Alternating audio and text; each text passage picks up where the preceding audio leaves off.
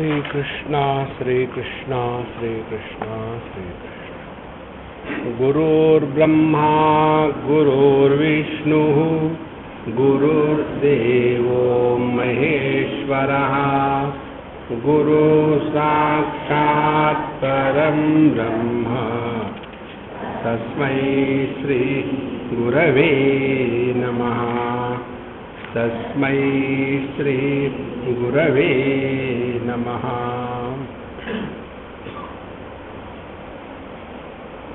कर्म के माध्यम से छूटने के लिए कर्मयोग का मार्ग बताया है। फिर कर्मयोग करते करते व्यक्ति का मैं बहुत तगड़ा हो जाता है, तो इस मैं को मिटाने के लिए उपासना का मार्ग बताया है। उपासना में ये बताते हैं कि जो भी कुछ हम कर रहे हैं इत्यादि, उसके पीछे प्रभु का अनुग्रह है, उनकी कृपा है। यहाँ आकर के हम अपने अंतःकरण को शुद्ध और एकाग्र करने के स्थान पर इस उपासना का प्रयोजन अपनी इच्छाओं को पूरा करना यही समझते हैं। और यदि उपासना का प्रयोजन इच्छाओं को पूरा करना है तो ये आध्यात्मिक मार्ग में पॉलिटिक्स है। देखो, पॉलिटिक्स में क्या करते हैं, जो भी करना है अपने फायदे के लिए। तो हमारी उपासना यदि इच्छाओं को पूरा करना इसके लिए है तो वो उपासना नहीं है। जैसे हमको किसी आदमी को सीधा करना हो तो हम क्या करेंगे, उपासना करेंगे। किसी की जो सुपारी का व्यापारी है उसकी, आप सुपारी का व्यापार करते हैं कि हाँ जी, तो अपनी एक सुपारी ले लो। इसी प्रकार से हमारी इच्छाएं पूरी करनी है हमको, और कर तो नहीं सकते, तो फिर भगवान को जाके सुपारी देते हैं, भगवान ये इच्छा पूरी कर देना जरा। उसके लिए फिर क्या करेंगे, एक पारायण कर देंगे, या तो फिर एक प्रदक्षिणा करेंगे, या तो इतना जप करेंगे। देखो, इसीलिए यह उपासना का तात्पर्य अंतःकरण को एकाग्र करना है, इच्छाओं को पूरा नहीं करना। यह हम इसलिए बता रहे हैं कि हम कितने जगह जाते हैं और ये जो उपासक होते हैं उनमें आत्मविश्वास की बहुत कमी होती है। क्यों कमी होती है? क्योंकि उनके हृदय में अभी भी जगत के प्रति बहुत ही आकर्षण है, और उनकी उपासना ये होगी, स्वामी जी हमने इतने उपवास किए, हमने इतना जप किया, लेकिन ये सभी के सभी कष्ट हमको क्यों मिल रहे हैं? इसीलिए मिल रहे हैं। क्यों मिल रहे हैं? देखो, इसलिए उपासना करना माने इच्छा को पूरा करने का एक और माध्यम। पहले पैसे से काम पूरा करने का ट्राई किया, नहीं हुआ। फिर गुंडे लगाने के बाद काम करने का ट्राई किया, नहीं हुआ। फिर महात्मा जी के पास गए, कोई धागा बांध लिया, कोई तावीज बांध लिया, फिर भी काम नहीं हुआ। फिर जाकर के किसी मंदिर में जाकर के वो अपने मत्था को टिकाया कि हे भगवान, यदि ये हो जाएगा तो मैं ऐसे करूँगा। ये सब संसार है और कुछ नहीं। इसलिए हमें अत्यंत सावधानी से देखना है, समझना है और अनुभव करना है कि ये संसार जिसको लेकर के अब इतने परेशान हो रहे हैं, ये संसार है क्या? तो जगत को लेकर के दो बातें बताते हैं। जगत माने इसमें नाम रूप का महात्म्य है, और इस नाम रूप के महात्म्य में रूप हमसे अन्य है और बाहर है, और जो नाम है वो हमें हमारे अंदर है। इसीलिए बाहर के रूप पर हमारा कोई अधिकार नहीं, बाहर के रूप पर हमारा कोई नियंत्रण नहीं। हमारा अधिकार और नियंत्रण है नाम पर। ये नाम पर नियंत्रण है माने क्या? अब इस नाम का अनुसंधान करें। देखो, एक लड़की थी छोटी सी, मंजू उसका नाम था। अब वो तो माँ या दादी माँ हो गई होगी, बहुत पुरानी बात है, छोटी सी थी और अमेरिका में थी। तो उसको मैंने बचपन में ही सिखा दिया कि Manju is a bad girl. तो बैड का अर्थ गुड उसके दिमाग में मैंने भर दिए, छोटी सी बच्ची थी, और गुड का अर्थ बैड भर दिया। कभी वो गड़बड़ी करती तो मम्मी कहती उसकी, Manju you are a bad girl. Yes I know, mummy told me. देखो, ये शब्द का अर्थ हम क्या निकालते हैं।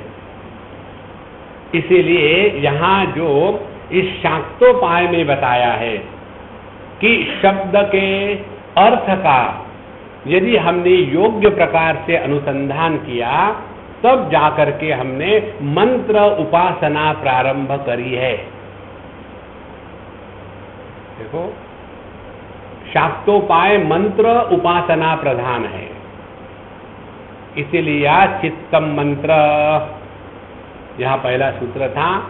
मंत्र क्या है? हमारा चित्त है। चित्त कैसा है? मंत्र कहां प्रकट होता है? चित्त में, मन में। कैसे प्रकट होता है? मातृका चक्र संबोधहा, कल हमने देखा कैसे अ का विस्तार, अ जो अनुत्तरा शक्ति है, फिर वही अनुत्तरा शक्ति विस्तार को प्राप्त होती है, तब उसको आनंद शक्ति कहते हैं, अ आ। फिर इच्छा शक्ति और इच्छा शक्ति, उसके भी दो भेद देखे हमने। एक इच्छा जो है सामान्य है और एक इच्छा जो विशेष है। सामान्य इच्छा से बंधन नहीं होता, विशेष इच्छा से बंधन होता है। इसी प्रकार से सामान्य ज्ञान से बंधन नहीं होता, विशेष ज्ञान से बंधन होता है। तो यह अ आ ई दो प्रकार की इच्छा है, ऊ दो प्रकार का ज्ञान, सामान्य ज्ञान और विशेष ज्ञान। विशेष ज्ञान के कारण ही संसार निर्माण होता है। कोई अपना है, कोई अपना नहीं है। देखो, कोई मराठी है, कोई बिहारी है। कल मैं एक आर्टिकल पढ़ रहा था, उसमें लिखा था बढ़िया, अच्छा हो गया इस समय अपने भूतपूर्व पंतप्रधान महाराष्ट्र में नहीं आए।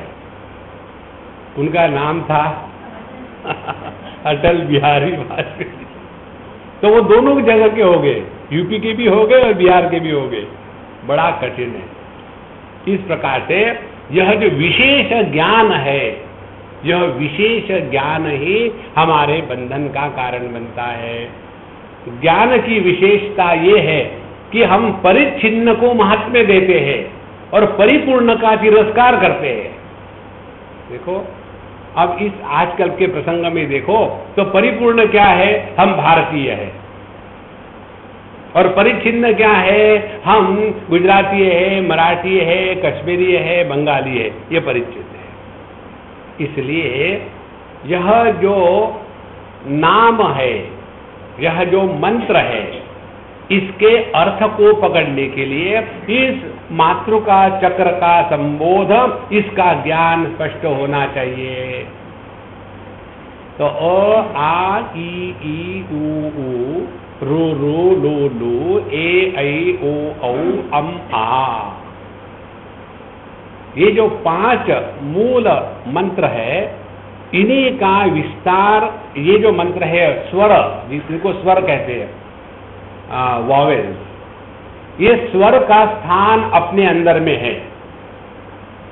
और इन स्वरों का ही प्राकट्य जब बहिर्देश में हो जाता है, तब उसको व्यंजन कहते हैं। जब खाने के लिए बैठते हैं ना, तो 10 प्रकार के व्यंजन बनाए हैं। व्यंजन माने अपने से अलग जो है।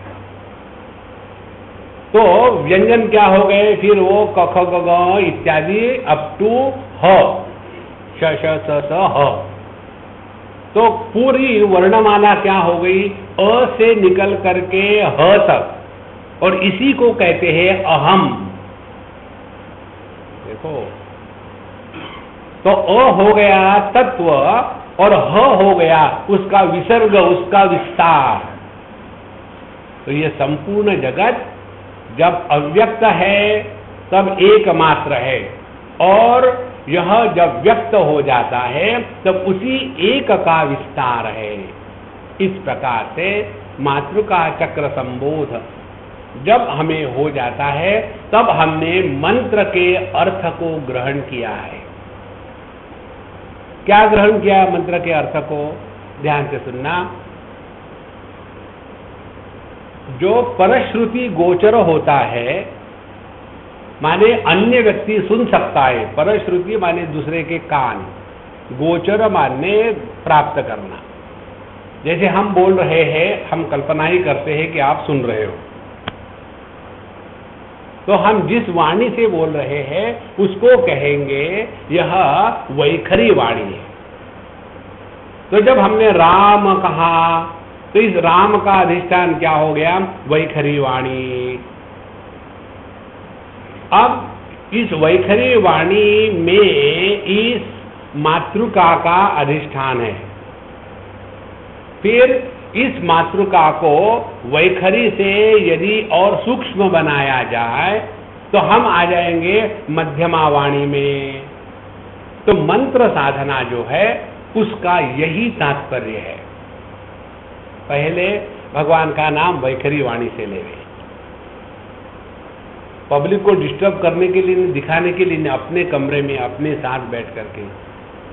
ये हम आपको इसलिए बता रहे हैं कि पहले जब हमने शुरू किया था तो हमको लगा कि सबके सामने क्या दिखाना, अपनी साधना छुप के करनी चाहिए, इसीलिए मन में करते थे।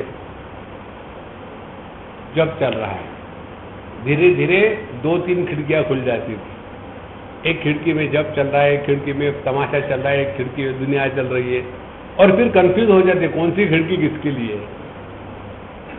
और उस समय जब हम गायत्री का जब शुरू करते थे उन दिनों में, तो खूब विचार आते थे दुनिया भर के।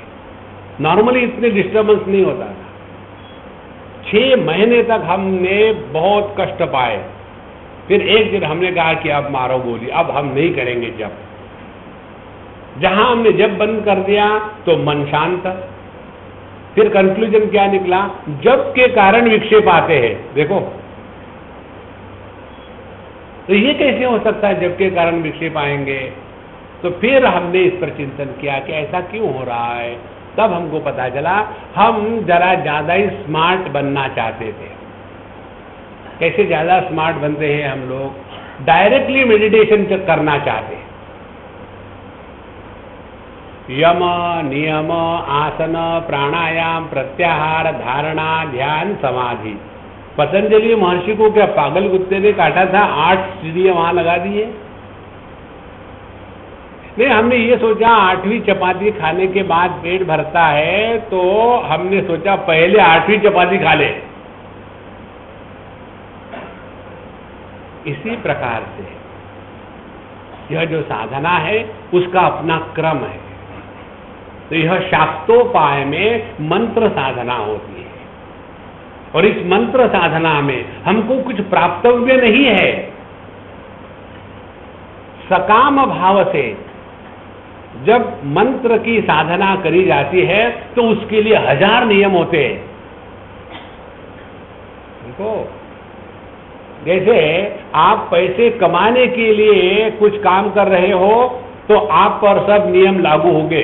इतने बजे आना, ये करना, वो करना, इतनी छुट्टी मिलेगी, ऑफिस में आकर के चुपके से सो जाना, सबके सामने मत सोना, ये सब नियम है। और यदि आप कोई भी कार्य पैसा कमाने के लिए नहीं कर रहे हो तो आपको पूरा स्वातंत्र है, कैसे भी करो आप या ना करो।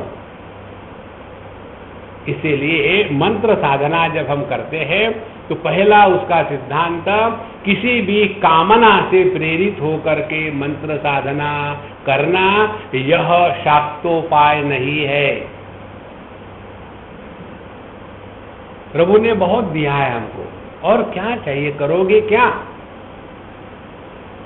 तो अब हम मंत्र साधना शुरू करते हैं वैखरी वाणी से। हमको लक्ष्य क्या है? मंत्र के अर्थ को ग्रहण करना, ये लक्ष्य है। और मंत्र का अर्थ क्या है? कोई भी मंत्र रहे, उस मंत्र का अर्थ शुद्ध चेतन सत्ता, उसका साक्षात अनुभव, ये उस मंत्र का अर्थ है। और इसके लिए मंत्र की साधना जो करनी है, इसीलिए चित्तम मंत्र, ये जो पहला सूत्र दिया था इसमें यही है कि ये मंत्र हमारे चित्त में ऐसा अंदर धीरे धीरे चले जावे कि अपने स्वरूप में हम स्थित हो जाओ। तो पहले वैखरी वाणी से भगवान का नाम ले, श्री राम श्री राम।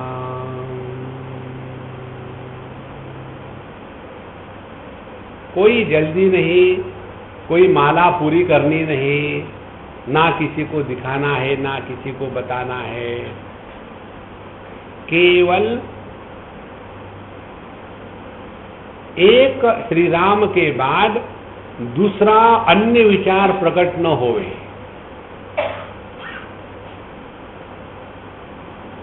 ऐसा जब लंबे समय तक साधक करता है तो उसकी वैखरी वाणी पवित्र हो जाती है और परिपक्व हो जाती है। जब वैखरी वाणी परिपक्व और पवित्र हो गई तो यह जो नाम है, जो मंत्र का शब्द है, यह वैखरी वाणी से हट करके अपने मध्यमा वाणी में प्रवेश करता है। मध्यमा वाणी में प्रवेश करने के बाद बिना किसी प्रयत्न के वह नाम अखंड चलते रहता है, यदि हम किसी कार्य में व्यस्त ना हो तो। यदि कुछ कार्य कर रहे हैं तो वहां मन लगेगा, यदि कुछ कार्य नहीं कर रहे तो अपने आप जब शुरू हो जाता है। तो हमने वैखरी मध्यमा वाणी में प्रवेश किया। अब इस मध्यमा वाणी में प्रवेश करने के पश्चात उस जो मंत्र का अर्थ है वो हमसे अब दूर नहीं है। वैखरी वाणी दूर के वस्तु को लखाती है, मध्यमा वाणी अपने स्वरूप को लखाती है। तो जो पहले श्री राम बाहर के जगत में प्रकट हो रहा था, अब वही श्री राम का अर्थ अपने हृदय में प्रकट होता है। ध्यान से सुनना, मंत्र का अर्थ हृदय में प्रकट होना माने रस का अनुभव आना। देखो, जिसको एसिडिटी हो जाती है ना, उस व्यक्ति को मीठी वस्तु मीठी नहीं लगती। जलेबी मीठी नहीं लगेगी, रसगुल्ला मीठा नहीं लगेगा, क्योंकि एसिडिटी है, मुंह कड़वा है। तो उसके लिए करें क्या? मिठाई खाओ। देखो, मिठाई ही उसका इलाज है, उसकी दवाई है। तो पहले जो मिठाई खाएंगे उसके द्वारा हमको कड़वाहट लगेगी, खाते जाओ, फिर भी धीरे धीरे वही मिठाई उस एसिडिटी को शांत करेगी, कड़वाहट को हटा देगी, और फिर उसी जबान में फिर उस मिठास का अनुभव आने लगेगा। इसी प्रकार से भगवान का नाम लेने में यदि रस की निष्पत्ति नहीं हो रही है तो समझ लेना हमको मेंटल एसिडिटी हो गई है। उसके लिए एक ही उपाय है, लगे रहो मुन्ना भाई, छोड़ो मत, लगे रहो। और जब यह रस की निष्पत्ति होगी अपने अंतःकरण में प्रभु के नाम की, तब यह मध्यमा वाणी से यह मंत्र निकल करके पश्चंती वाणी में प्रवेश करता है। और पश्चंती वाणी में मंत्र और उसका अर्थ इनमें भेद समाप्त हो जाता है। जब शब्द और उसका अर्थ एक होकर के रहते हैं, वह पश्यंती वाणी है। यहां हम उस मंत्र के अर्थ के गहराई में उतर गए हैं। यहां तक साधक का प्रयत्न है। इसके पश्चात गुरु का, ईश्वर का, साधु संतों का अनुग्रह काम करता है। देखो, तब जाकर के हमने इस मातृका चक्र संबोधा, तब हमने इस मातृका चक्र को पहचाना है। इसीलिए ईदृशस्य अस्य मातृका चक्र संबोधवतः, तो जिसने इस मातृका के चक्र को पहचान लिया है, उसके लिए क्या है? शरीरम हविहि। तीनों प्रकार के जो देह है, स्थूल देह, सूक्ष्म देह और कारण देह, ये हवि के रूप में है। इनकी आहुति पड़ गई। देखो, इनकी आहुति कैसी पड़ गई? वैखरी वाणी पवित्र परिपक्व हो गई। यही स्थूल देह की आहुति है, क्योंकि स्थूल देह के साथ ही वैखरी वाणी का प्रयोग होता है। वैखरी वाणी का प्रयोग जागृत अवस्था के व्यापार के लिए होता है। उसके पश्चात दूसरा देह है हमारा सूक्ष्म देह, सटल बॉडी। ये सटल बॉडी या सूक्ष्म देह, लिंग देह, पुर्यष्टक इत्यादि, इसकी जो वाणी है वो है मध्यमा वाणी। तो इस मध्यमा वाणी की हवि, मध्यमा वाणी की आहुति पड़ गई इस मातृका चक्र संबोध में। तो स्थूल देह की आहुति पड़ना माने अब यह जागृत अवस्था हमको कोई भी परेशान नहीं करती। ये जगत हमेशा ऐसा ही रहा है, इसमें कोई विशेषता नहीं है। जब तक के जगत से उपरत नहीं होगे, तब तक के हमारा अपने स्वरूप के प्रति समर्पण नहीं है। तो स्थूल देह की हवि हो गई, उसके बाद सूक्ष्म देह की हवि हो गई, माने हमारी जो मध्यमा वाणी है यह भी परिपक्व और पवित्र हो गई। फिर तीसरी आती है हमारा जो कारण देह है। कारण देह में यह जो ज्ञान और उसके द्वारा इंगित जो वस्तु है, इनका अभी अभेद है, ये अलग अलग नहीं हुए। इसकी भी जब आहुति हो जाएगी तब हम परावाणी में प्रवेश करेंगे, और इसकी आहुति होने के लिए ईश्वर का अनुग्रह चाहिए। ईश्वर का अनुग्रह का तात्पर्य है अपने प्रयत्न का शैथिल्य और अनंत समापत्तिभ्याम, दो बातें। अब जीवन में किसी प्रकार के प्रयत्न नहीं है, जीवन अत्यंत सहज हो गया है। देखो, सहज इसलिए हो गया है, हमको ना तो किसी के सामने कुछ प्रूव करना है, ना तो हमको इस जगत से कुछ लेना देना है। ऐसी स्थिति होते होते शरीरम हविहि, तो यह जो हमारा तीन देह का बोझा है, ये सब इस ज्ञान में अब इसकी आहुति पड़ गई। महाशून्यालये वह्नौ भूताक्ष विषयादिकम हूयते मनसा साकम स होमस्तृकृत चेतना। इस महाशून्य, महाशून्य माने क्या? शून्य माने अभाव। ये इतना जबरदस्त अभाव है कि इसमें एक परमात्मा के सिवा दूसरा कुछ है ही नहीं। ये 4 प्रकार के शून्य आते हैं, अभी एक ही बहुत है। आजकल महा चल रहा ना हर जगह में, महाराष्ट्र और महा इलेक्शन, अमेरिका में जो इलेक्शन चल रहा है ना, तो महा इलेक्शन है। तो महाशून्य क्या है? जिसमें अन्य का अभाव है, माने एकमेवा द्वितीय जो परब्रह्म परमात्मा है, इसको ही अन्य भाषा में महाशून्य कहते हैं। तो महाशून्यालय वह्नौ, इस ज्ञान की अग्नि में जब हमने सभी प्रकार के भेद, हमने भूत अक्ष विषय आदिकम, सभी पंच महाभूत और इंद्रिय और उसके विषय सबकी जब हमने आहुति दे दी, तब वह असली होम है और इस होम में हम अपने स्वरूप में स्थित रहते हैं।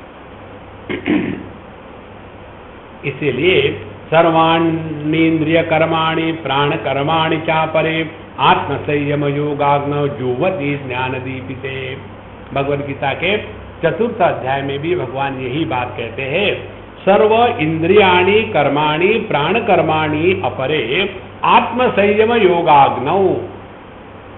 यह जो साधना है यहाँ जो बताई है, शरीरम हविहि, ये साधना हमारे कठोपनिषद में भी बताई है। कल हम इसका चिंतन कर रहे थे, प्रेमपुरी में यही विषय चल रहा है। यच्छेद्वांग मनसि प्राज्ञ तद्यच्छेद ज्ञान आत्मनि, ज्ञान आत्मनि महति नियच्छेद तद्यच्छेद शांति आत्मनि। वाणी को हटा करके मन में ले आवे, मन को हटा करके बुद्धि में ले आवे, बुद्धि को हटा करके परमात्मा में लीन कर दे। यह जो लय प्रक्रिया है, यही शाक्तोपाय की साधना है।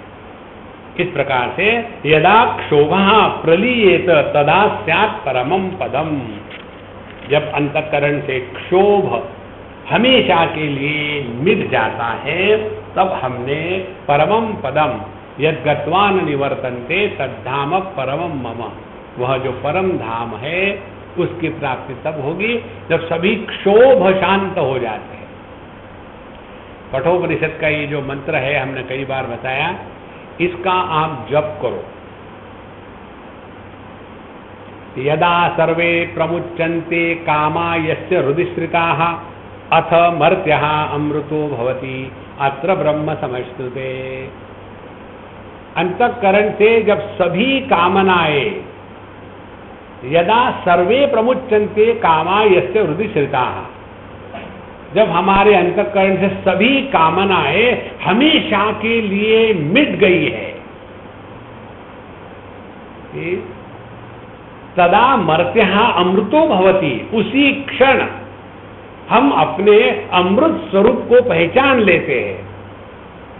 और अपने अमृत स्वरूप की पहचान है, यही है तत् अत्र ब्रह्म समश्नुते, वह ब्रह्म में लीन हो गया। ब्रह्म में लीन होने के लिए मरने की कोई आवश्यकता नहीं। कई बार ये वेदांती लोग जब मर जाते हैं तो उनके छेदे जो होते हैं वो लिखते हैं ब्रह्मलीन अमुक अमुक गड़बड़ानंद। माने पहले क्या ब्रह्म में नहीं थे वो, क्या मरने के बाद, माने उनके मरने की राह देखो, अरे जल्दी मरो, ब्रह्म में जाना है। देखो ब्रह्मलीन ये शब्द, इसका अर्थ ये नहीं कि मरने की राह देखना है किसकी।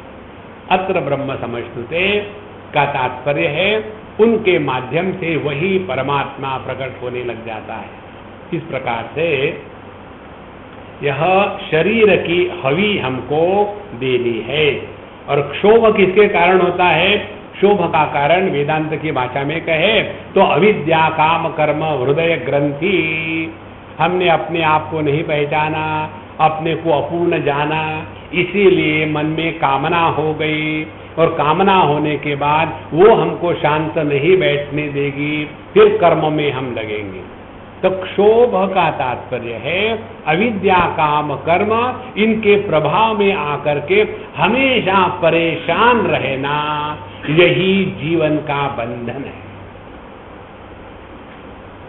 इसके पश्चात अब यह जो शाक्त उपाय हमने किया है और जिसको यह मातृका चक्र संबोध हो गया है, उसके लिए शरीर की तो हवि हो गई। अब इस शरीर में जो ज्ञान है उसका क्या होगा? कौन सा ज्ञान है? मैं स्त्री हूं, मैं पुरुष हूं, मैं जवान हूं, मैं बूढ़ा हूं, मैं पढ़ा लिखा हूं, मैं पढ़ा लिखा नहीं हूं, मैं मराठी हूं और मैं मराठी नहीं हूं, मैं बिहारी हूं। ये जो ज्ञान है घटिया। देखो हिंदी भाषा में देह को घट कहते हैं हम सभी के सभी घटिया ही तो है। देहात्म भाव से जीना माने घटिया होकर के रहना। अच्छा महाराज, तो यह जो ज्ञान है, इस ज्ञान का क्या होगा? शरीर की तो हवी हो गई। अब कहते हैं ज्ञानम अन्नम। इस पूर्ण शिव सूत्र में जो सूत्र है बहुत ही छोटे छोटे, एक पोस्ट कार्ड पर पूरे के पूरे आ जाएंगे। तो कहते हैं ज्ञानम अन्नम। पहले क्या बताया था? यत् पूर्वम ज्ञानम बंधः इति उक्तम तद अद्यमानत्वाद ग्रस्यमानत्वाद योगिनाम अन्नम। ज्ञानम अन्नम। अन्न माने किसको? अन्न माने जिसको हम खाते हैं, पचाते हैं, उसको अन्न कहते हैं। ध्यान से सुनना, ये सूत्र के दो प्रकार के अर्थ निकलेंगे। पहला अर्थ, जिसको हम खा के पचा लेते हैं वो हमारे लिए बंधन कारक नहीं होता। जिसको हम खाते हैं, पचाते नहीं, उल्टी करते हैं, वो बंधन कारक होता है। देखो, तो हमने ये ज्ञान प्राप्त किया। कौन सा ज्ञान किया? जीव क्या है, जगत क्या है, ईश्वर क्या है, उसके बाद साधना क्या है, और तस्मात्म इंद्रियाणि आदो नियम्य भरतर्षभ। इंद्रियों को नियमन करना चाहिए, मन को शांत रखना चाहिए, बुद्धि को समर्पित कर देना चाहिए। सबको बताने के लिए है, लेकिन जब अपना लाइफ आता है तो वही काम, क्रोध, लोभ, मोह, मद, मात्सर्य, उसका तूफान उठ रहा है। यदि हम अज्ञानी हैं तो हमको दुखी होने का अधिकार है। अज्ञानी दुखी होगा तो कौन होगा? ज्ञानी। तो आप अज्ञानियों का खबरदार, मुझे अज्ञानी कहा है तो मैंने कितने उपनिषद पढ़ के रख दिए हैं, कितने मालूम नहीं। एक हो तो बताए, भगवद गीता को पी लिया है, कंठस्थ है, कहीं भी दबाव फट से शुरू हो जाता है, ऊर्ध्व मूल मध्य शाख। फोन में एक ऑप्शन होता है ना, आपको फोन बजा तो रिप्लाई करने के लिए एक पर्टिकुलर की या ऑल कीज, यह ऑप्शन होता है। कोई भी दबाव तो आप उसका रिप्लाई कर दे सकते हैं। इसी प्रकार से कहीं भी दबाव भगवद गीता लिख दो। देखो महाराज, यह जो ज्ञान है ये पचा नहीं है। इसीलिए जिनको ज्ञान नहीं पचता ना, वो सबको उपदेश करते हैं। एक बाप अपने बच्चे को कह रहा, बेटा पढ़ोगे लिखोगे तो बड़े होगे। पापा पापा, क्या आपने पढ़ा नहीं था बचपन में? क्योंकि आप बड़े नहीं बने। दूसरे को बताने के लिए यह ज्ञान नहीं होता, और जब हम दूसरे को बताते हैं तो ज्ञान पचा नहीं है। इसीलिए यहां कहते हैं ज्ञानम अन्नम।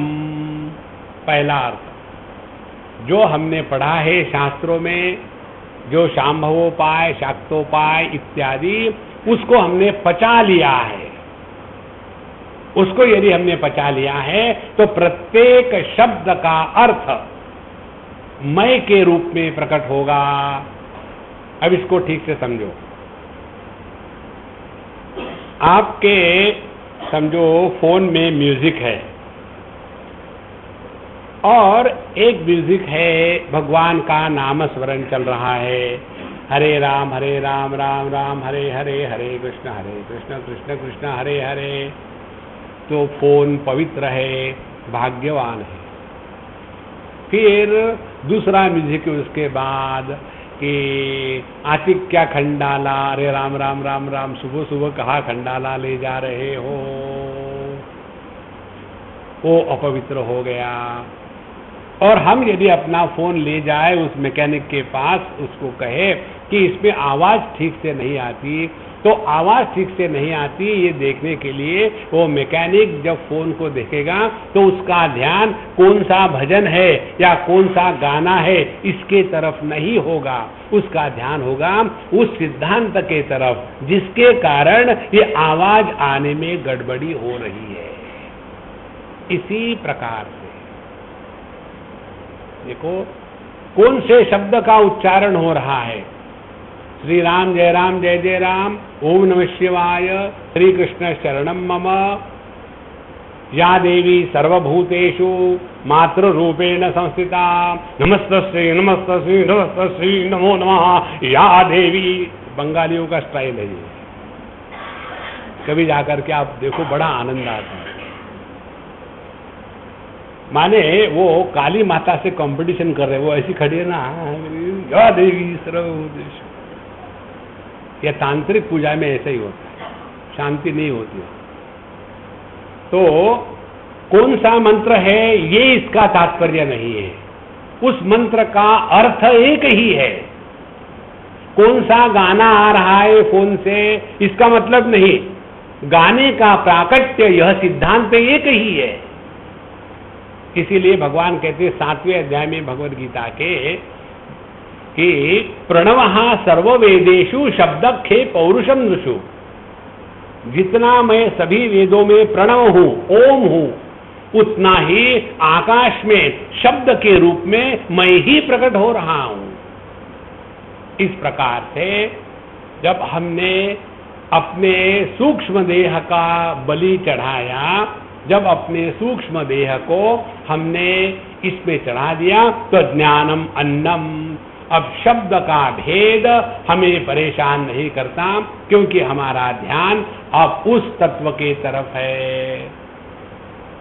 ज्ञानम अन्नम, ये इसका अर्थ हो गया। दूसरा अर्थ ये है इसका, ज्ञानम अन्यम माने मृत्युम च कालम च कलाकलापम विकार जातम प्रतिपत्ति सात्म्यम ऐकात्म्य नानात्म्य वितर्क जातम तदा सर्वम कवली करोति। ज्ञानम अन्यम माने वह सब ज्ञान जो इंद्रिय और मन के माध्यम से प्राप्त हुआ है, वो सभी का सभी ज्ञान इस एक अद्वैत ज्ञान में समा जाता है। देखो पहला ज्ञान स्वास्थ्य का और रोग का, मैं स्वस्थ हूं, मैं रोगी हूं। ये ज्ञान तभी हो सकता है जब हम जिंदा है। मुर्दे को ना तो स्वास्थ्य होता है ना तो रोग होता है।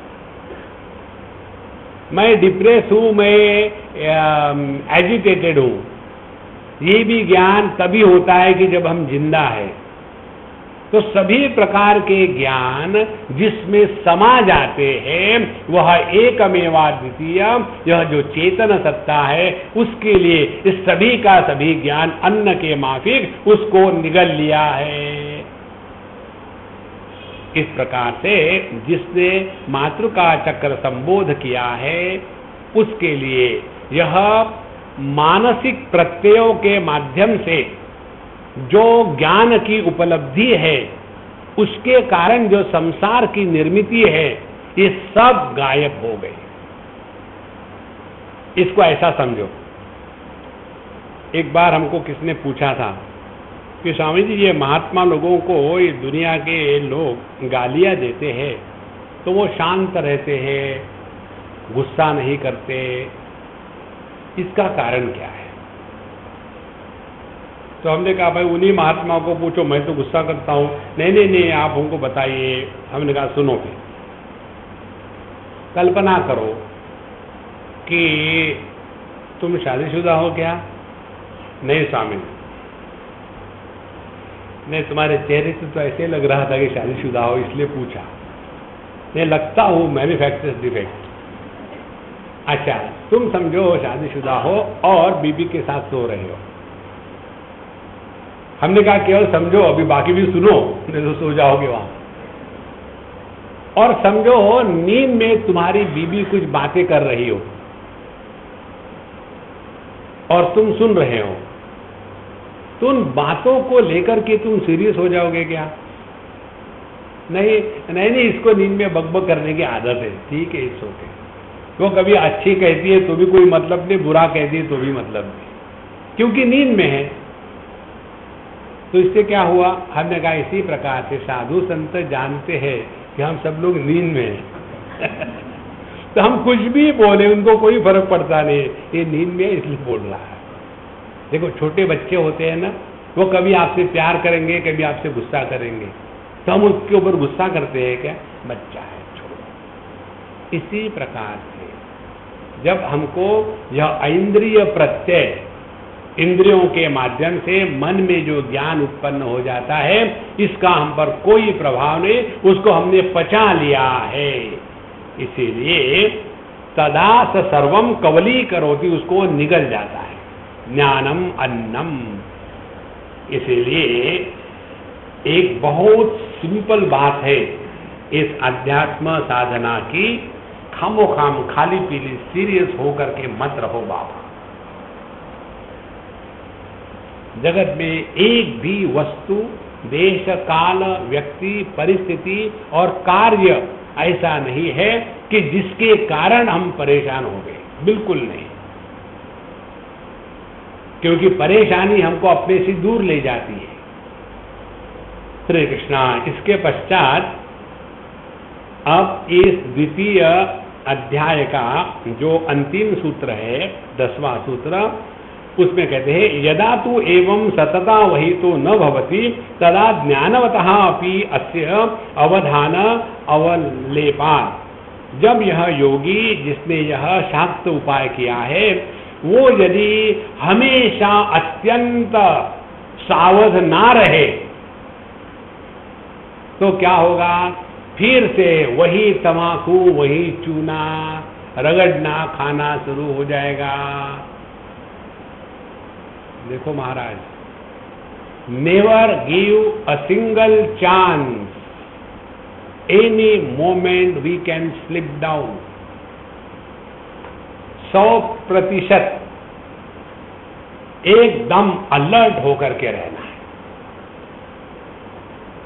जितने भी एक्सीडेंट्स होते हैं ना, वो एक्सीडेंट्स होते हैं that time when we have taken things for granted.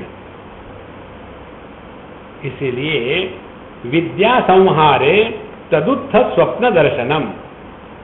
विद्या संहारे, जब यह हमारा अपने स्वरूप में स्थित रहना, यह जब समाप्त हो जाता है, माने अब हमको मालूम है हम परब्रह्म परमात्मा है। हाँ, पंचदशीकार एक बड़ा सुंदर विचार करते हैं।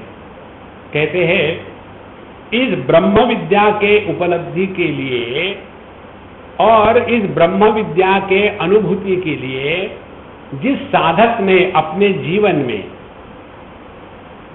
बहुत ही आत्मसंयम रखा है, अनेक प्रकार की डिसिप्लिन रखी है, वह संत अपने स्वरूप में स्थित होने के बाद उसका व्यवहार पशु तुल्य नहीं हो सकता। देखो कैसे वो उदाहरण देते हैं। यदि परमात्मा के प्राप्ति का अर्थ ये हो कि कैसे भी रहे, कुछ भी खाए, कहीं भी पड़े रहे, तो कुत्ते में और महात्मा में क्या फर्क है? देखो, कुत्ता भी कहीं पड़ा रहता।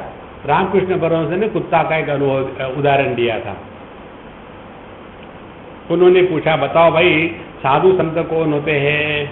तो एक ने बताया, जब उसको खाने को मिलता है तो खाता है, नहीं मिलता है तो नहीं खाता, वो साधु संत है। तो रामकृष्ण जी ने कहा, वो तो कुत्ता है, साधु संत थोड़ी है। कुत्ते को जब खाने को मिला तो खा लिया, नहीं तो बैठा है, क्या करेगा? फिर साधु संत कौन है? जब उसको खाने को मिलता है तो बांट के खाता है। कुत्ता कभी बांट के नहीं खाता। और जब खाने को नहीं मिलता है तब प्रभु के गुण गाता है, बैठा नहीं रहता। देखो, इसीलिए हम यदि ये कल्पना करें कि अब तो क्या, अब तो सब कुछ हो गया, अब काहे को भगवान का नाम लेना है, अब काहे को सुबह उठ के नहाना है, अब काहे को सुबह ध्यान में बैठना है, अब काहे को साधु संतों के दर्शन करने हैं, अब तो हो ही गया, मेडिटेशन क्या करना है, अब तो हम 24 घंटे मेडिटेशन में रहते, सिर्फ चाय जब नहीं मिलती तब गुस्सा आता, बाकी सब ठीक। इसीलिए विद्या संहारे, यदि हम अपने स्थिति में नित्य निरंतर हम रहते हैं, इफ वी स्टार्ट इमेजिनिंग, फिर क्या होगा? तदुत्थ स्वप्न दर्शनम। तो पहले जिस सपने की दुनिया में रहते थे ना, कैसी सपने की दुनिया थी? कोई मित्र है, कोई शत्रु है, कोई अपना है, कोई पराया है, कुछ महत्व का है, कुछ महत्व का नहीं है, कुछ करना है, कुछ बिगाड़ना है, यही तो सपना है। देखो, फिर वही पुरानी आदतें, पुरानी बातें फिर उभर आएगी। इसीलिए विद्या संहारे तदुत्थ स्वप्न दर्शनम, फिर अपने विचारों का जंजाल शुरू हो जाएगा। इसीलिए नेवर गिव अ चांस, एक भी क्षण हमको असावधान नहीं रहना है। जहां कहते हैं न चैतत प्रसन्नेन शंकरेण उपदिश्यते कथनचित उपदिष्टेपि वासना नैव जायते। हमारे अंतःकरण में क्या क्या संस्कार दबे पड़े हैं हमको नहीं मालूम, और इसीलिए आखिरी दम तक जीवन के अपने साधक वृत्ति का त्याग नहीं करना है। नहीं तो अब तो हम बाबा जी हो गए, अब तो हम ज्ञानी हो गए, अब सबको उपदेश करेंगे, हमको कौन बता सकता है? हाँ, जहां हमने अपने को गुरु के स्थान पर रख दिया, शिष्य का भला हो ना हो, अपना सत्यानाश गारंटीड है। इसीलिए यहां कहते हैं कि विद्या संहारे तदुत्थ स्वप्न दर्शनम, वासना मात्र लाभेपि यो अप्रमत्तः न जायते तम अनित्येषु भोगेषु योजयन्ति विनायकाः। अब आगे कहते हैं कि व्यक्ति जब सोचता है कि नहीं मुझे तो सब कुछ ठीक है, now I have already conquered my desire, हाँ, ऐसे समय में हमारे चारों तरफ ये माया का जंजाल शुरू हो जाता है। ऐसी ऐसी वस्तुएं, ऐसी ऐसी बातें सामने आ जाती है कि व्यक्ति उसके प्रति अपने आप आकर्षित होने लग जाता है। इसीलिए कठोपनिषद में नचिकेत का जो वैराग्य है, वह वैराग्य अपने हृदय में प्रकट हो गए। शोभावा मर्त्यस्य यदंतकैतत् सर्वेन्द्रियाणाम जरयन्ति तेजः अपि सर्वं जीवितम अल्पमेव तवैव वाहास्तव नृत्य गीते। जब तक के जगत के वस्तुओं में उपयोगिता की बुद्धि है, जब तक के जगत के वस्तुओं में महात्म्य बुद्धि है, जब तक के जगत के वस्तु व्यक्तियों में सुख बुद्धि है, तब तक के अंतःकरण में यह कामना का साम्राज्य कभी नष्ट नहीं होगा।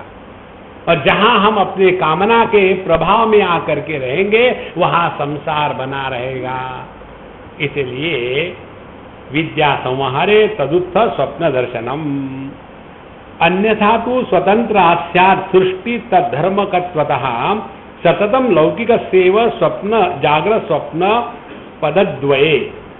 और यदि हमने अपने इस स्वरूप में निष्ठा प्राप्त कर ली और उसमें से कभी भी फिर दूसरी संभावना नहीं है, तो ऐसे संत के लिए ये संपूर्ण जगत क्या है? तदुत्थ स्वप्न दर्शनम, ये दूसरा अर्थ है।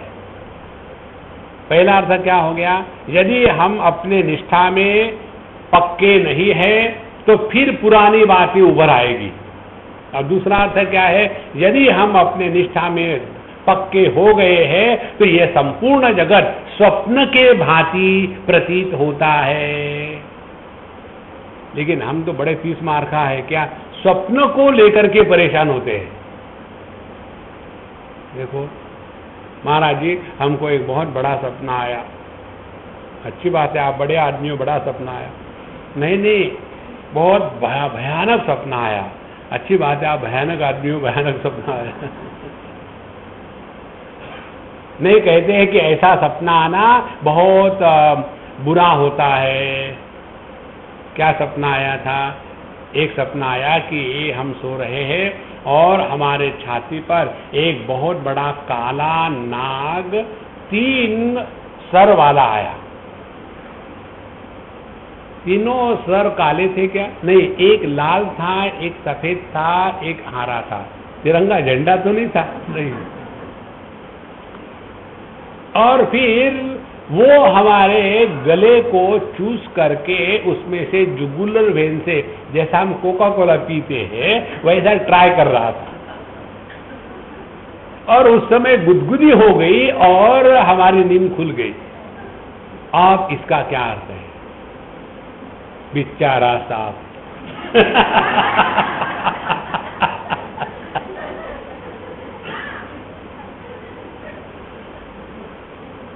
अब जब हम इतने सपने में डूबे हैं, उनके लिए दुनिया भी ऐसी ही परेशान करेगी।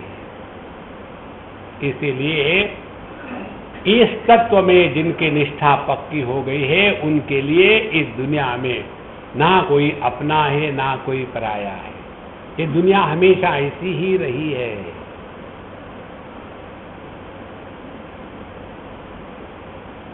उद्धव जी को जो उपदेश दिया है भगवान कृष्ण ने, उसको आप एक बार सुनो।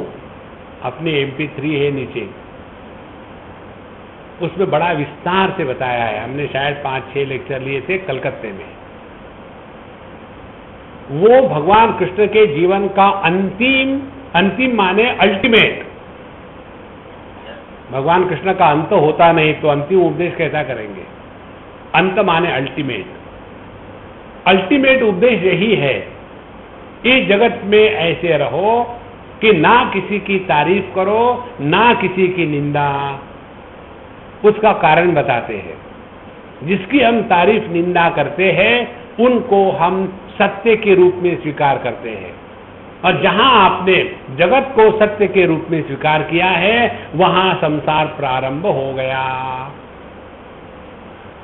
तो जगत को स्वप्न तुल्य मानना माने क्या? ध्यान से सुनना। स्वप्न तुल्य मानना माने स्वप्न दिखता है, लेकिन यह स्वप्न है ये कब पता चलता है? जब सपने से बाहर आ जाते हैं तब। सपना चलते समय यह सपना है ये पता चला तो वो सपना है ही नहीं। कोई भी व्यक्ति सपना जागृत अवस्था के ही जैसे सॉलिड अनुभव करता है, और उसी सपने में एक कोई दुर्घटना हो जाती है, और उस दुर्घटना के कारण उस सपने से हम बाहर निकल आते हैं, और जहां बाहर निकल आए तो बड़े शेर बन जाते हैं, क्योंकि मालूम हो गया वो सपना था। इसी प्रकार से जब साधु संत इस जागृत सपने से जग जाते हैं तब उनको पता है यह जागृत भी स्वप्न तुल्य ही है। ध्यान से सुनना, ये स्वप्न तुल्य है, इसका तात्पर्य क्या है? जो अनुभव अनेक परिस्थितियों के कारण निर्माण होता है वह अनुभव सत्य नहीं हो सकता। वो अनुभव परिस्थितियों पर अवलंबित है। सत्य उन परिस्थितियों को जो आधार दे रहा है वह सत्य है। अब उदाहरण के लिए रूप रंग का दर्शन, ये एक विशेष परिस्थिति में ही संभव है। पहले तो रूप रंग होना चाहिए। दूसरी बात, रूप रंग स्वयं प्रकाशित नहीं होने के कारण इस रूप रंग पर दूसरा प्रकाश पड़ना चाहिए। तीसरी बात, अपनी आंखें खुली होनी चाहिए। चौथी बात, आंखों में दृष्टि होनी चाहिए। पांचवी बात, हमारा मन इन दृष्टि के पीछे होना चाहिए। ये जब सब बातें होगी तब जाकर के रूप रंग का दर्शन होगा। यदि रूप रंग है लेकिन वह अन्य प्रकाश में नहीं नहा रहा है तो उस रूप रंग का दर्शन नहीं हो सकता। तो रूप रंग का जो दर्शन है यह मिथ्या प्रत्यय है, यह सत्य नहीं है। जो औपाधिक प्रतीति है, जो उपाधि के कारण निर्माण हो जाता है वह सत्य नहीं है। देखो, पति निर्माण होता है पत्नी के उपाधि के कारण, इसीलिए पति सत्य नहीं है। और जितने भी पति हैं उनको यही गुस्सा आता है, मेरे पत्नी ने तो मुझे एकदम पुदीने की चटनी बना के रखा है, क्योंकि तुम सत्य नहीं हो, क्यों दुखी होते हो। देखो धीरे धीरे ये बात हृदय में जब उतर जाती है ना, तब यह संपूर्ण जगत स्वप्न तुल्य हो जाता है। और इस जगत को स्वप्न तुल्य बनाए रखने के लिए भगवान कृष्ण का जो उपदेश है, ना किसकी तारीफ करनी है, ना किसकी निंदा करनी है, ना कुछ महत्व का है, ना कुछ त्याज्य है।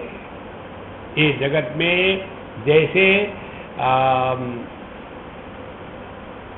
हवा बहती है, यदि गुलाब के बगीचे पर बही तो सुगंध आई, लेकिन कब तक वो सुगंध रहेगा? थोड़े समय तक, फिर उसका त्याग कर दिया। फिर मछली के मार्केट पे गई हवा तो मछली के लिया, फिर उसका त्याग कर दिया। जब हम इन सभी प्रत्ययों का सहजता से त्याग करेंगे, तब हमने जगत को मिथ्या रूप में स्वीकार किया है। नहीं तो ये कहना ब्रह्म सत्यम जगन मिथ्या, अच्छा अपने को वो करना है, उसके लिए पैसे इकट्ठा करो। कैसे पैसे इकट्ठा करें? 10-10 रुपए के टिकट छापे, Trinamool grass root money collection drive. ये काम जिसने जगत को मिथ्या स्वीकार किया है कभी नहीं कर सकता। इसलिए विद्या संहारे तदुत्थ स्वप्न दर्शनम, अतः सततम युक्तः स्पंद तत्व विविक्तये जागृदेव निजम भावम अधिरेणानि गच्छति। तो हमें इस शुद्ध विद्या में अपने स्वरूप में निष्ठा करके रखना है, और जैसी जैसी ये निष्ठा पक्की हो जाएगी तो उसके लिए जागृत, स्वप्न, सुषुप्ति और समाधि, ये चारों बादल इस चिदाकाश में मंडराते रहेंगे।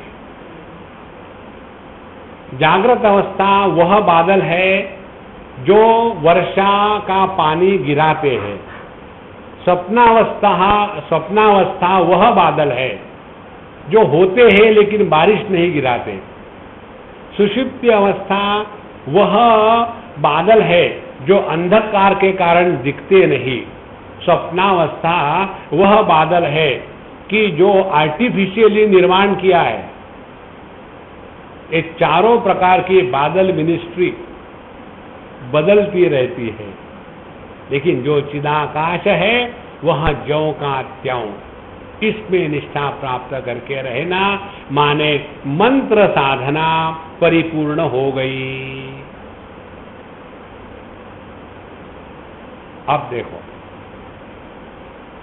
आज तक हमने इतना मंत्र का जप किया, हरे राम राम राम हरे हरे, हरे कृष्ण कृष्ण कृष्ण हरे हरे, हरे राम राम राम हरे हरे, हरे कृष्ण। ये हुआ क्या? नहीं।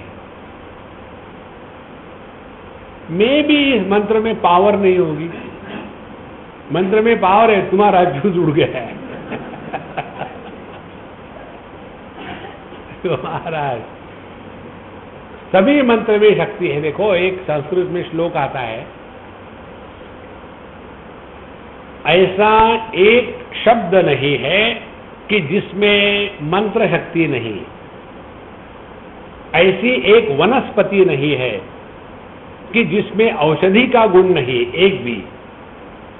और ऐसा एक भी व्यक्ति नहीं है कि जिसमें एक भी सद्गुण ना हो। प्रयुक्ता तत्र दुर्लभः, लेकिन उस एक विशेषता को पहचानने वाले की दुर्लभता है। इसलिए यह जो मंत्र साधना हम सभी लोग करते हैं ना, अब इसके सुनने के पश्चात आप जब जप इत्यादि करोगे तो इधर ध्यान रखना है। अब वो मैकेनिकली जप करना बंद करना है, और जैसे जैसे ये जप सूक्ष्म होता जाएगा वैसे वैसे रस की निष्पत्ति होगी। और यह जप साधना से जो रस की निष्पत्ति होती है, यह रस ऐसा है कि जिसमें तृप्ति नहीं होती। जिस रस में तृप्ति होती है वह भौतिक रस है, और जो आनंद रस है उसमें कभी तृप्ति नहीं होती। इसीलिए भक्ति शास्त्र में कहते हैं तुलसीदास जी उदाहरण के लिए कि जिनको भगवान राम का नाम लेने में तृप्ति होती है वो भगवान के भक्त नहीं है। देखो चैतन्य महाप्रभु, उनको किसी ने पूछा था कि आपको तो भगवान मिल गए हैं तो आप भगवान का नाम क्यों लेते हो? उन्होंने पूछा, अरे हाँ यार, मुझे भी पता नहीं मैं क्यों ले रहा हूं। उसमें तृप्ति नहीं होती। जिसमें तृप्ति नहीं होती वही रस है, क्योंकि जिससे तृप्ति प्राप्त हो रही है वह अनंत है। इस प्रकार से यह शाक्तोपाय हमें अपने स्वरूप के पास ले जाने का एक बहुत ही सरल उपाय है, और यह सब का सब सब्जेक्टिव है। इसको योग शास्त्र में कहते हैं शांभवी मुद्रा। शांभवी मुद्रा माने अंतर्लक्ष्य बहिर्दृष्टि निमेषोन्मेष वर्जिता। कहने के लिए तो हम बाहर देख रहे हैं, लेकिन हमारा ध्यान है अपने स्वरूप के तक। जैसे कहने के लिए तो आप मुझे सुन रहे हैं, लेकिन ध्यान है अभी टाइम खत्म नहीं हुआ क्या? तो जहां हमारा ध्यान अपने स्वरूप के प्रति अखंड अकाट्य और सहजता से लगा रहेगा, तब हमने यह शाक्त उपाय को जीवन में उतारा है। अब इसके बाद जब आप लोग जाओगे अपने अपने घरों में, और अगले बार जब माला हाथ में लोगे तो ये तीन तरफ ध्यान रखना। पहले हाथ में माला लेकर के वैखरी वाणी से जप करना है। ओम श्री राम जय राम जय जय राम, ओम श्री राम जय राम जय जय राम, ओम श्री राम जय राम जय जय राम, ओम श्री राम जय राम जय जय राम। 15-20 मिनट। और जैसे ही आप जप करोगे और जब ये प्रभु के अनुग्रह से परिपक्व होगी वाणी, तब ये जब अपने आप अपने मध्यमा में प्रवेश करेगा। मध्यमा में प्रवेश करने के लक्षण क्या है? जब हम खाली है तब अपने आप जब शुरू हो जाता है। अभी हमारी स्थिति क्या है? जब हम खाली है हम खामो खाम परेशान रहते हैं। तो जो खामो खाम की परेशानी है ये गायब हो जाती है और अपने आप मन एकदम लग जाता है। जैसे इसका आप ट्राई करो, हाथ में माला या उसको क्या कहते हैं गोमुखी लेकर के जप करो, और जप करते समय इसका सिंक्रोनाइजेशन एस्टैब्लिश होना चाहिए। ओम श्री राम जय जय राम, एक मणि को अपने तरफ खींचा। ओम श्री राम जय जय राम, दूसरे को खींचा। ओम श्री राम जय जय राम, तीसरे को खींचा। ये करते करते सिंक्रोनाइजेशन एस्टैब्लिश हो जाता है।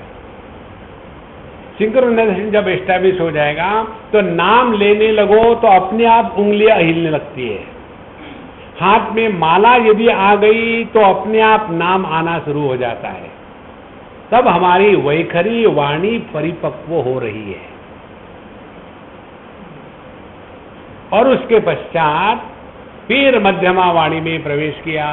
जब किसी कार्य में है तो कार्य करेंगे, जहां कोई कार्य खत्म हो गया, अब बीच में गैप आ गई है, तो अपने आप शुरू हो जाता है। और जब हमारा मन सहजता से प्रभु के नाम में रखता है ना, तो दुनिया के विचार वहां प्रवेश नहीं कर सकते। ये होते होते फिर तीसरी जप की साधना की स्थिति है कि हम सहज सभी अवस्था में एकदम शांत और प्रसन्न रहते हैं।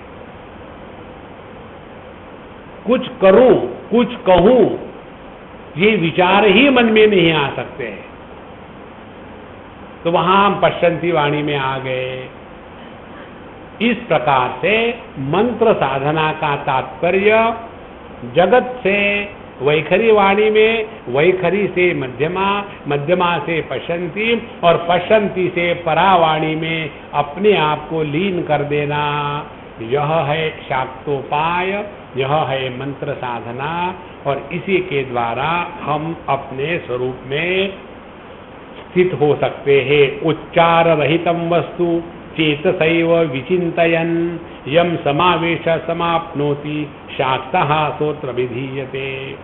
इसलिए जब हम उच्चार रहितम वस्तु, किसी प्रकार के विचार चित्त में नहीं उठ रहे हैं और हम सो भी नहीं रहे हैं, ऐसे निद्रा रहित वृत्ति के अभाव के अनुभूति को अपने स्वरूप में निष्ठा कहते हैं। निद्रा भी एक वृत्ति ही है, क्योंकि निद्रा में जागृत स्वप्न के अभाव का अनुभव होता है, लेकिन निद्रा अभावात्मक नहीं है। इस अभाव को जो प्रकाशित कर रहा है वह तो है ही। इसीलिए उच्चार रहितम वस्तु चेतसैव विचिन्तयन्, केवल चेतन सत्ता मात्र बची रहती है। यही इस शाक्तोपाय का अंतिम फल है। अब इसके पश्चात हम आगे के सूत्र में जाएंगे, जहां अब तीसरा उपाय या साधना का क्रम बताते हैं। उसको कहते हैं आणवोपाय।